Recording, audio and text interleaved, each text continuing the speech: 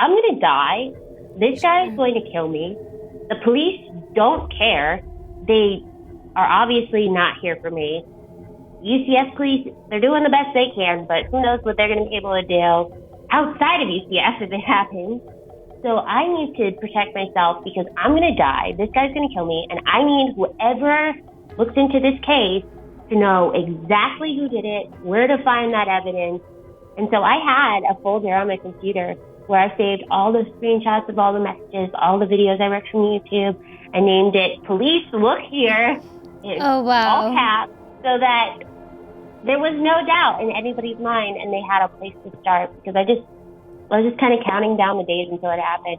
I mean, I lived my life as normal, but I just wanted to make sure that because it was a win for me at that time, when I did encounter Patrick, if it didn't go my way, then I had some kind of evidence that it was happening.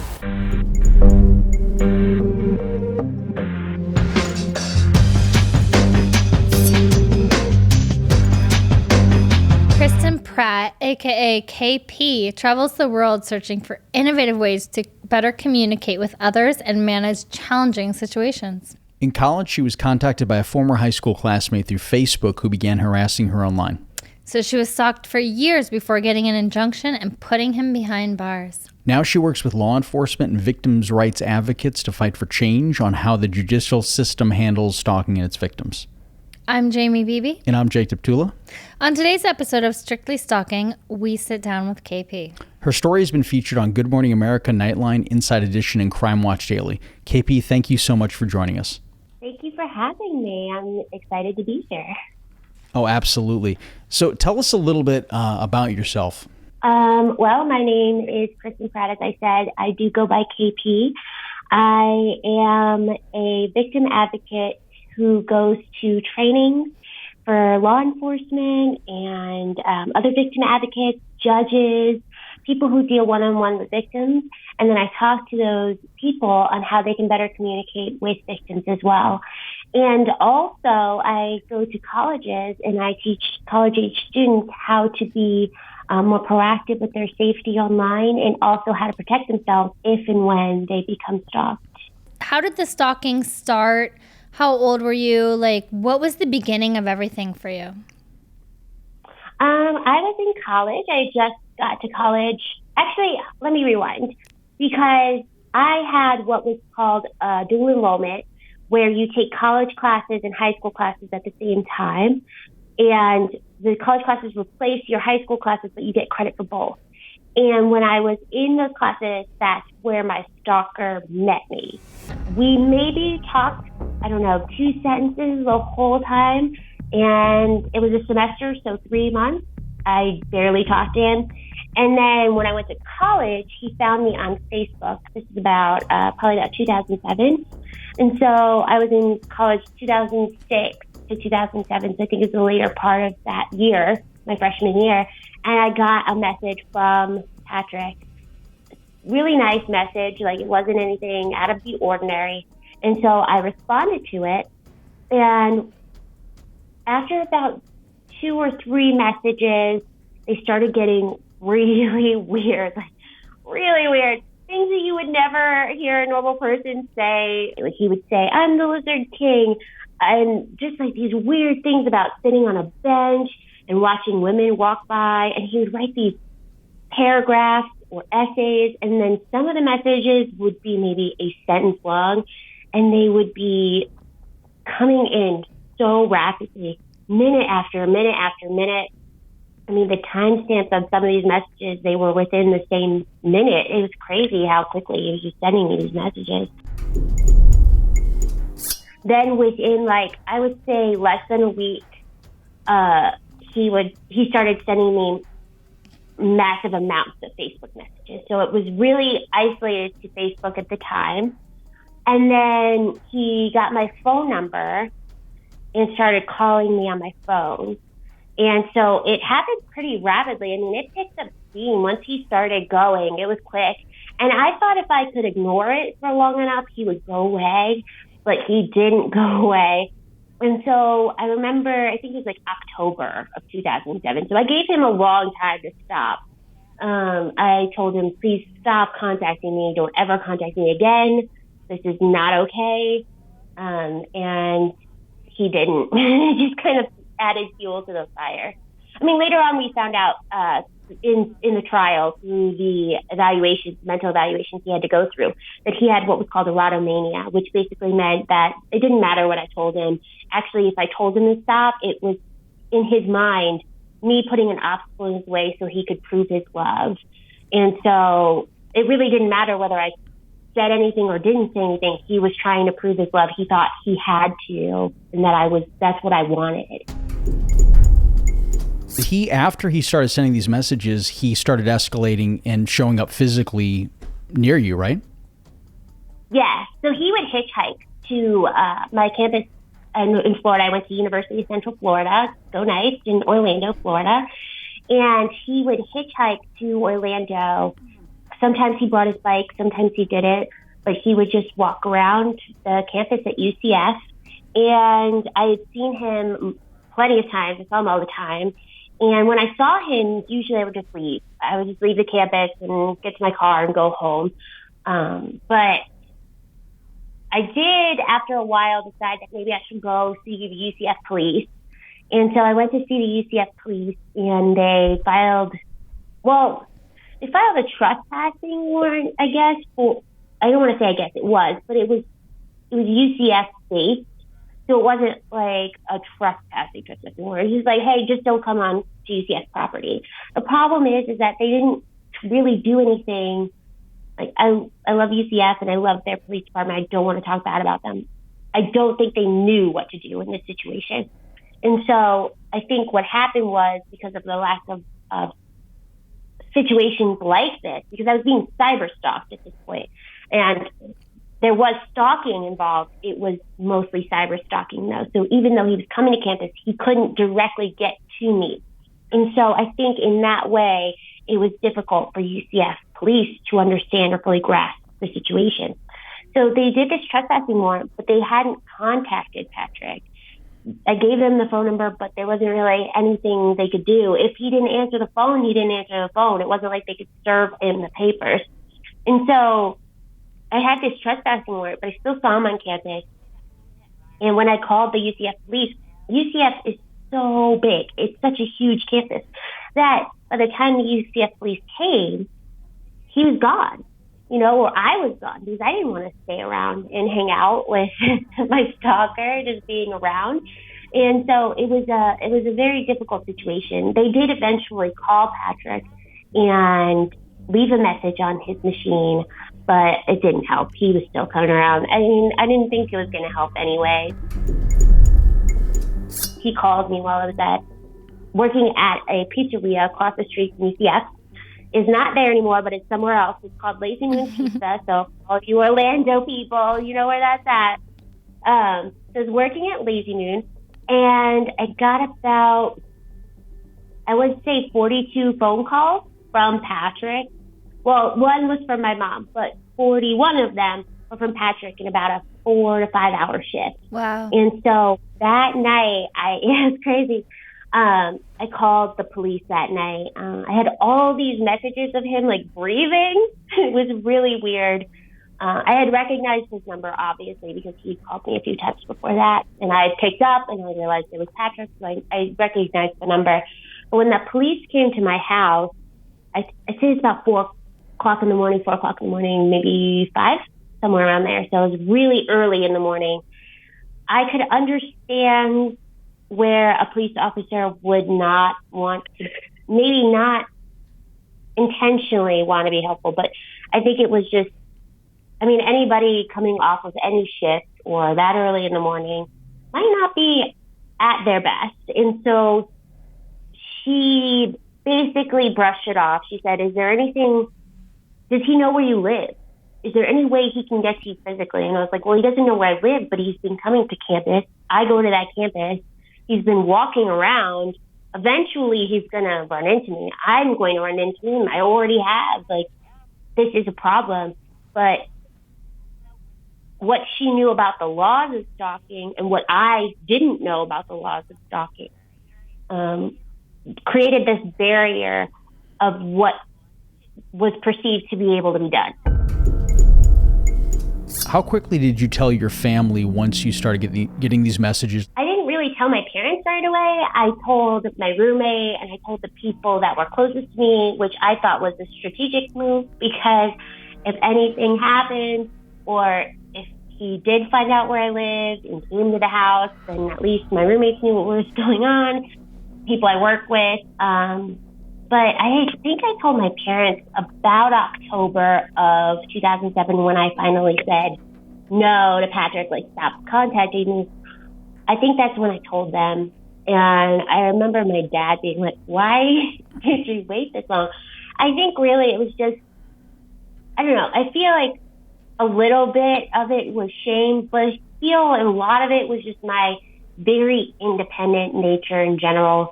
I thought I had it under control. I thought I could handle it myself. And I think that happens often, you know, you don't realize it's happening.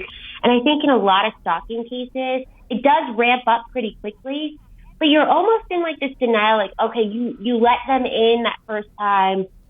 You were friendly enough to be that way with them the first time. You can let something slide. And then after a while, you realize, wow, I've let a lot of stuff slide by now. And I think when you look back at it, you realize the like breadth of what has happened to you. And you're like, holy crap, like this is unacceptable. But when it's happening, it seems wrong. It feels wrong and you know it's wrong. But at the same time, you're like, I still have control. I still have a little control. And you want to kind of believe that as it goes on. And I think that's why it took me so long to tell my parents, because I felt like I have control. Like, eventually he'll stop. Eventually it's going to go away. And then it just never did. It was really weird, too, because this was my first taste of independence. I was just getting to college, and it was what I've always wanted my entire life. I remember being a child, like 13 or 14 years old, and I was just like, I can't wait to leave for college. I can't wait to leave. And so for me to go to college and immediately have someone basically control my life in such a way, whereas I didn't feel fully and completely independent like I've wanted my whole life, was really, really hard to accept. And so when I finally accepted it, it took a while for me to get there, I guess is the best way to put it. It just took a while for me to go, all right, no, like, it's time to look at this the way it should be looked at. This is a problem. You can't be at the library studying and then have to leave because somebody said they were at the library too. Like, that's not okay, and you shouldn't allow this in your life. And so you have that fear that something's going to happen to you, but you also want to live. You want to exist. And especially as a college student, I wanted to do those college things. I wanted to go to parties. I wanted to hang out with friends. I wanted to have study groups. And it just, those two things I was trying to make work together, and they just weren't. I couldn't emotionally handle it, and I couldn't handle it physically as like a safety precaution. I couldn't do it. And so I think it took me a while to kind of get there and be like, all right, you know, you are in danger. You know this. You've known this for a while. And you can't continue to live the life you want while also fighting this battle. You have to figure this out. And yeah, so it took me a while to get there. I started telling my friends pretty early, mostly because they were around me all the time, like I said. So it was more of a safety concern for me, because not only did I want backup, but I also wanted to make sure they stayed safe. I don't know if he, at the time, I didn't know much about stalking. So to me, it's like, all right, well, if he's stalking me, he can stalk other people as well. And so I was like, I don't want them to encounter Patrick and then, him charm them or him become their friend, and then they get stalked, or what was worse for me was just him hurting us in some way.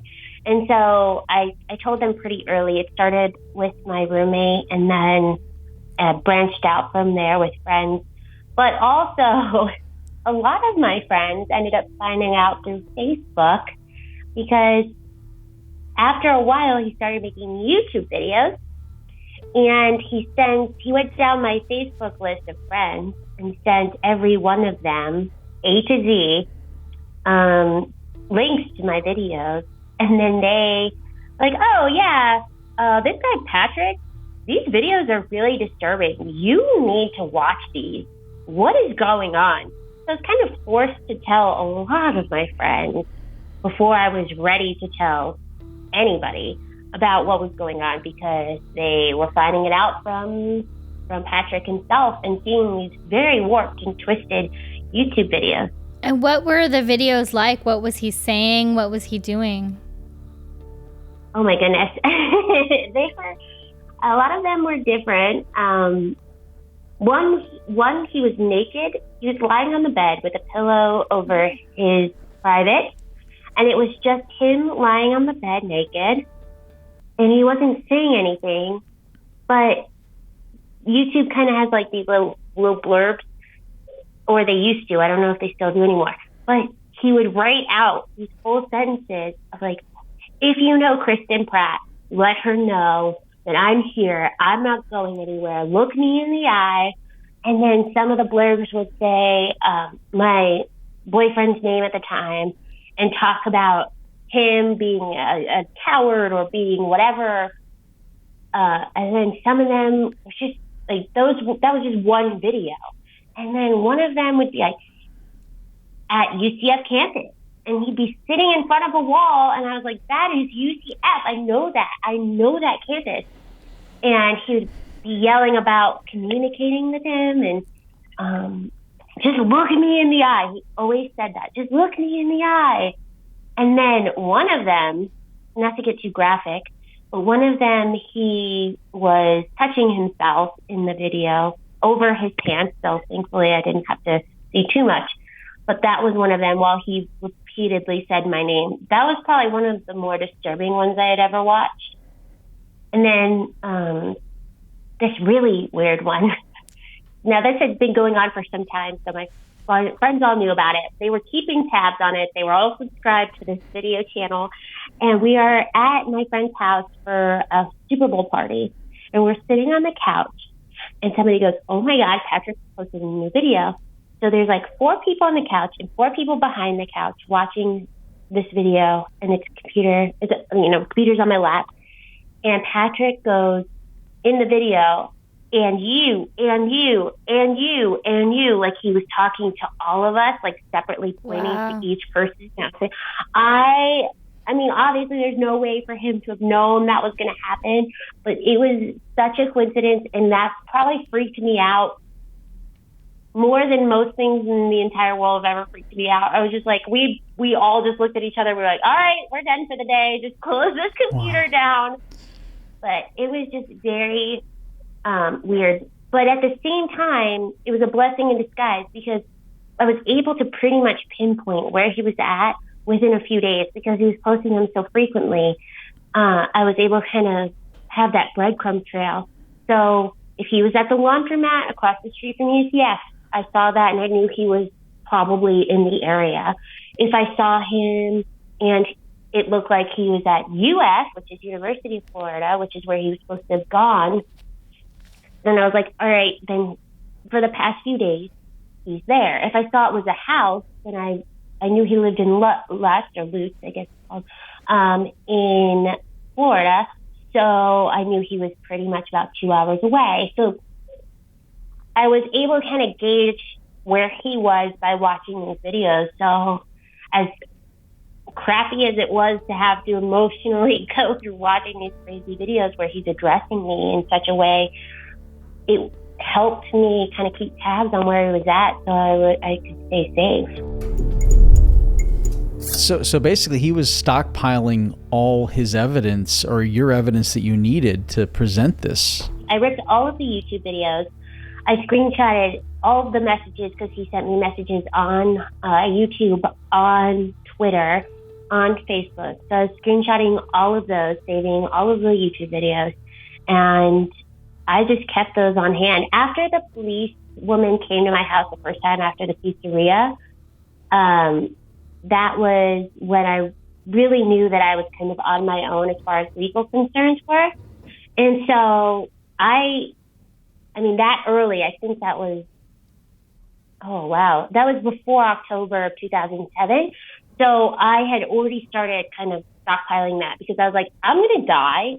This guy is going to kill me. The police don't care. They are obviously not here for me. UCF police, they're doing the best they can, but who knows what they're going to be able to do outside of UCF if it happens. So I need to protect myself because I'm going to die. This guy's going to kill me. And I need whoever looks into this case to know exactly who did it, where to find that evidence. And so I had a folder on my computer where I saved all the screenshots of all the messages, all the videos I ripped from YouTube. I named it Police Look Here in all caps so that there was no doubt in anybody's mind and they had a place to start because I was just kind of counting down the days until it happened. I mean, I lived my life as normal, but I just wanted to make sure that because it was a when for me at that time, when I did encounter Patrick, if it didn't go my way, then I had some kind of evidence that it was happening. When did you find out how severe his mental condition was? Like, when did you start getting those records after you took the evidence to the police? So I already had a pretty good grasp on his mental capacity after he started sending those really weird messages because they were really weird. Not to get disgusting, but in one of the messages he said, I am the spawn of Satan and I want to give you your Satan sperm. That's not something, I don't think that's anything that someone in their right mind would say to someone they don't really know very well. But yeah, so I was pretty well aware of not the full story, what was going on, but I had a pretty decent grasp, especially after not only just the messages, but YouTube itself was those videos. I mean, he's screaming at the camera. He's just screaming at the camera.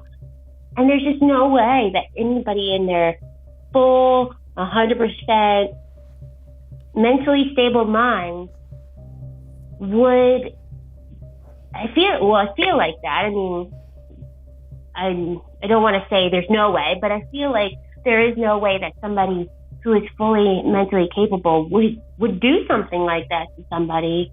And then to have a complete disregard of all of the evidence that he's basically giving me if I needed to go to court. He just didn't care. He was in his own world. He was in his own world, and it was scary because if you're willing to act that way on messages and on video and have a complete disregard for your own well-being, you're definitely not going to have any regard for my well-being. And so that's where, for me, the real fear set in was like,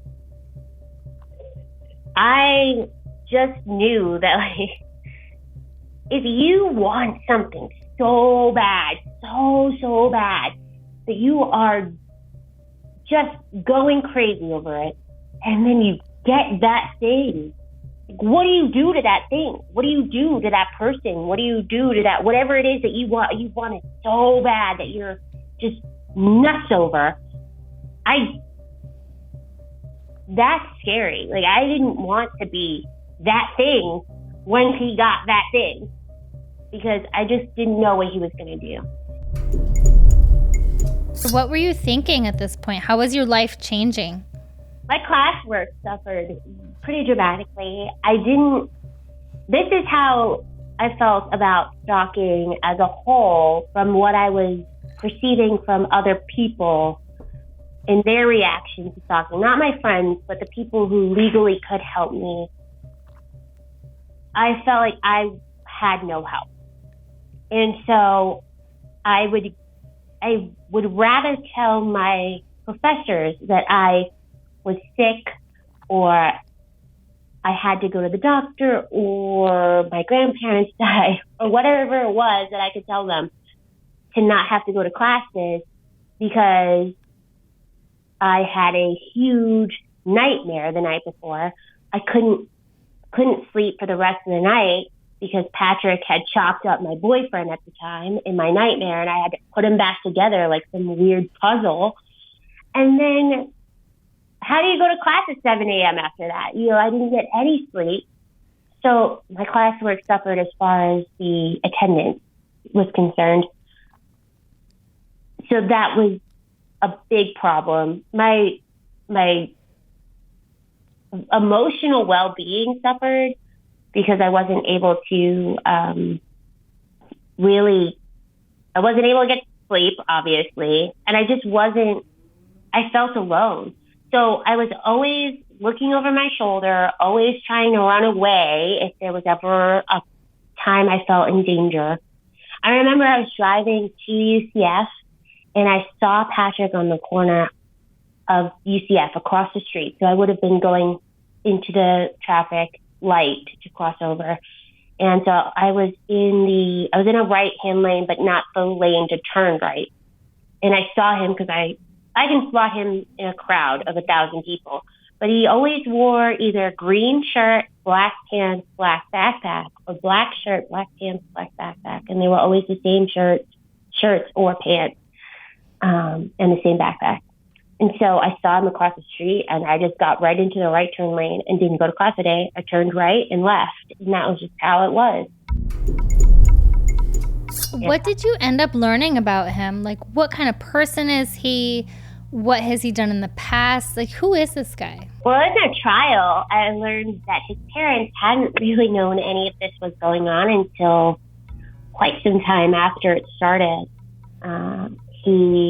When he finally got arrested, he was arrested for loitering and prowling, which we can go into a little later. But they posted his bail, and at that point, that's when I realized I don't think they knew what he was doing, because they revoked the bail as soon as, like, basically 2 days later.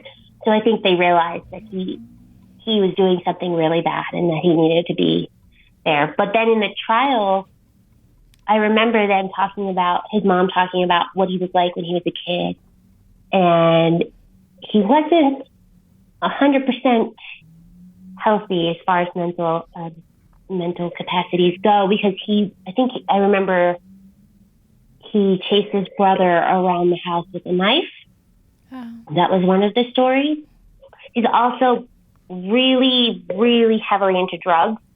And so I think they knew about that as well, because they took him in a few times while all of this was going down. I was going to say, walk us through the trial if you can. It was ridiculous, to put it lightly. Our first attempt at a trial, I was on the stand giving my testimony about all the craziness that happened. And he stood up in the middle of my testimony and said, "I want my plea bargain now." And the judge, everybody was basically flabbergasted, because that's not how it works. Like, you don't just stand up in the middle of a trial while somebody's giving a testimony and say that. And so the judge asked the counsel if they wanted to speak with their client. And then when they came back out, the judge talked to him and realized he wasn't competent to stand trial. So for like a year, I would get these letters every month saying he was competent enough to stand trial. And then I would call to make sure we were going to trial. And they would say, "Nope, not going to trial yet." Like, great. So for like a year, I dealt with that. And then we finally did go to trial. He was facing 41 years in prison through violation of injunction and death threat, with death threat and regular violation of injunction. And the judge gave him 2 years with time served. So the whole time that we were supposed to go to trial, he was serving time, quote unquote. And so he basically got out, like, I don't know, a year, maybe less than a year after our trial. And he was supposed to have an ankle bracelet on for 15 years. They called me about a year after our trial, and they said, hey, so we're thinking about taking his ankle monitor off. What do you think? I was like, no. I think that's a terrible idea, and I think you need to, like, readjust what you're thinking right now. So they heard me and kept it on for a little bit longer, but it's off now, I think. Even at my trial, I don't see the urgency. I still have never seen the urgency when it came to what was going on with my stalker. I mean, he came to my job. I got an injunction. When I wanted to amend the injunction, they sent me someplace. And then they were like, oh, go to this other place. And then that place was like, oh, go to that place. And then that place was like, no, go to this place. And it was the first place I went to in the first place. I was like, this is ridiculous. Nobody cares. And I felt like I had just been shouting into a void, like, I'm going to die. Does anybody understand that somebody is out there who will probably kill me? I mean, my mom and I had to serve him ourselves to get him to go to the court for the permanent injunction. And so my mom contacted Patrick and set up a time to meet him at a bus station with me. And when she told me this, I was like, this is a terrible idea. I don't even know if this is legal. And so we went with a police officer, my mom, me, and the police officers to the Greyhound station. He arrived. They served him the papers. Then they thought he was acting real weird, so they took him aside and they kind of like talked to him, searched his backpack. I think they found drugs in his bag, but they didn't arrest him. I think they were just like, we're going to throw these out. And so he showed up to the injunction hearing. The judge was like, yeah, did you say that you were the spawn of Satan and you wanted to give Miss Pratt your Satan sperm? And he was like, yeah, but I was just kidding. The judge was like, no, you weren't. But we're going to give her a 10-year injunction. They gave me the 10-year injunction. But even after that, he kept coming back to my work, and we had him on video. And so we called the cops. They came. By the time they got there, he was gone. But we had him on video, so they were able to see it on the security camera.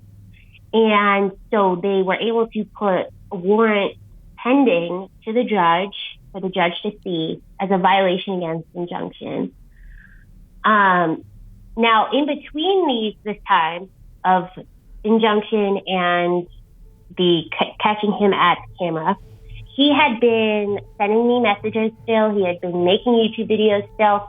And so I went back to the courthouse, like I said, to get that amended, and they gave me the runaround like I told you before. And so finally, once I got him on camera, like I said, the police decided they would put the warrant in for pending. But I didn't understand that. I don't know anything about the legal system. So to me, I thought, oh, it's in for a warrant. Like, if he comes next to me again, he's getting arrested because it's a warrant. Like, this is a big deal. Well, maybe not so much, because he came back to Orlando, made a video talking about how he was going to be at this coffee shop right across the street from UCF. And he was at that coffee shop, and my boyfriend at the time kind of stalked the stalker and just watched him while I was working. Then I got off of work. I met the police at the Applebee's in the same parking lot, and the police looked me up. They couldn't find my injunction. Now, luckily, I had this injunction everywhere. My boyfriend at the time's car, my boyfriend at the time's house, his parents' house, my best friend's house, my work, my other best friend's house, my car, my best friend's car. Like, it was everywhere I would ever be. I had a copy of this injunction. So I whipped it out. He saw it, looked me up. He goes, oh, yeah, here we go. The warrant is pending. I can't arrest him. So I went home after that because there was nothing we could do. So it's like all these little things that probably could have been handled differently, probably could have been handled better. And yet I was just like pushing and pushing and pushing for something good to happen. So these were all of the things that I was like, I'm doing all of this. And so that's what, I mean, it would be terrible for someone to have to get that far and to have to do exactly what I did this whole time. But that's basically what I would teach somebody to do, is get that proof. First and foremost, get that proof. Also, be well versed in your own state's laws on stalking and cyber stalking. If you are well versed, you cannot expect a police officer to know every law. I mean, yeah, sure, that should be their job, but there are a million laws. Like, there's so many laws. So you need to know what's good for you. And if you feel like you're being stalked, you need to know those laws. So when you call that cop and he comes to your house, or she comes to your house, they cannot not know, because you're telling them. You're saying, listen, these are the laws in our state. How did you get into advocacy? While the trial was going on, Good Morning America had contacted me to cover my story because a local news outlet had picked it up. And so Good Morning America has been following my story since we started the trial. And then once the trial ended, like that day, they flew me out to talk on Good Morning America. And so it kind of just snowballed from there. I was on Good Morning America, Inside Edition, like you said, Nightline, like you said, and all these other programs. And then I guess people saw that I was on these programs and decided to contact me. And I took the opportunity to go and, like, I took them up on their opportunity because I felt like it was a really important thing to do. And so I ended up going to these trainings and start talking at these trainings. And then it just, snowballed from there. Once people heard I was willing to talk about it, it became something that people wanted to hear, which was really nice. And I even had, unfortunately, to hear this, I had someone tell me that I was one of the only people who would talk about my experience. It feels good to do it. I love doing it. It becomes this, like, it's like a slight high, but also I feel like I'm taking control of a situation that I felt like I had no control over. And so it's really nice to do these talks and work with people, because inevitably there's always one person in each group that is either known somebody who's stalked or was stalked, and they want to talk about it. And it feels so good to be able to help someone, anyone. And so, I mean, I've had people call me to talk to me about being stalked. That's happened. And I do it because it's awesome. It's just, I mean, it's not awesome that it's the situation, but it's awesome to be a resource for anyone. And having listened to your previous shows, I know that I'm not the only one, which makes it even better knowing that I can somehow contribute to this possibly big movement of victim protection for people who were stalked and cyber stalked. How do you live your life differently now that you've been stalked? I do a lot of things in my daily life that I don't think everybody else does. I am constantly making sure that there's nobody around me. I don't really like when people are around me. When I park really close to if I go to Target, I park my car as close as possible to the doors so that there's less distance between the doors and the car. And I think a lot of people probably think that's weird, but it's understandable because I don't want any, especially if I'm going out by myself, I don't want any more chance of something happening to me, because I don't know where Patrick is.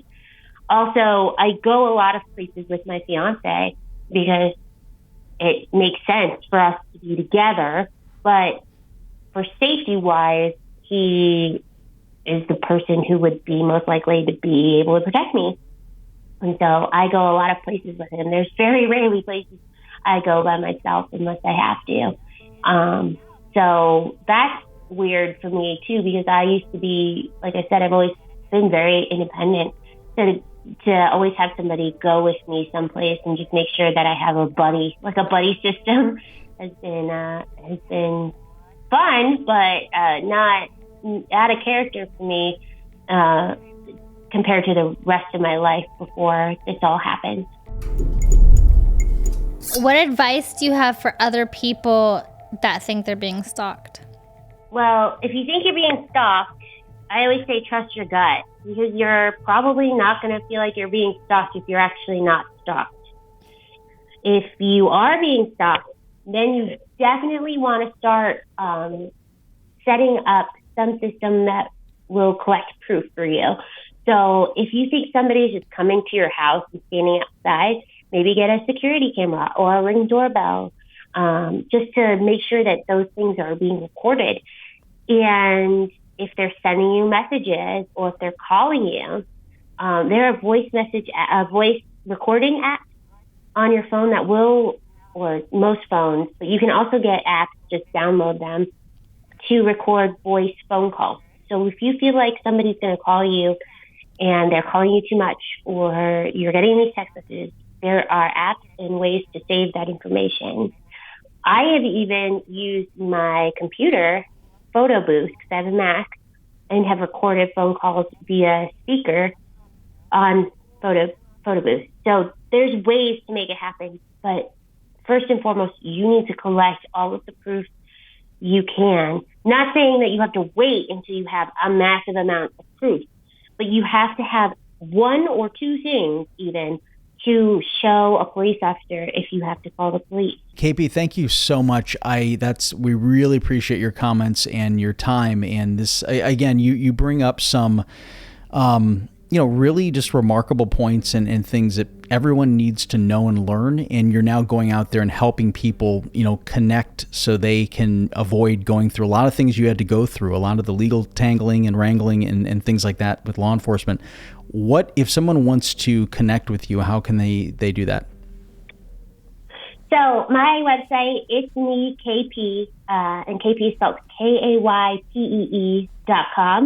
You can go on there. There's a contact sheet with my email address, or you can just send me an email through the website. I'm always available that way. And you can find me on social media at Kristen Milliken. You can figure out how to spell it. It's KristenMilickins. And I'm also available on Facebook as Kristen Pratt. So I'm available everywhere. I have a Twitter at Kaypee, super easy, Kaypee. And so you can Google my name, which is awesome, or you can find me on any one of those venues. And on my website, I also am building right now resources for people to find their laws in their state for cyber stalking and stalking. It's a little ways away. I only have Alabama right now, but I'm working on it. So hopefully that'll help too in the meantime. But they can always contact me at any one of those venues. Kaypee, thank you so much for joining us today. Thank you for having me. It was such a pleasure. You're welcome. If anyone out there is in need of help or is a victim of stalking, please reach out. You can find a list of resources on our Instagram at Strictly Stalking Pod. I'm Jake Deptula. And I'm Jamie Beebe. Thank you for joining us on today's episode of Strictly Stalking.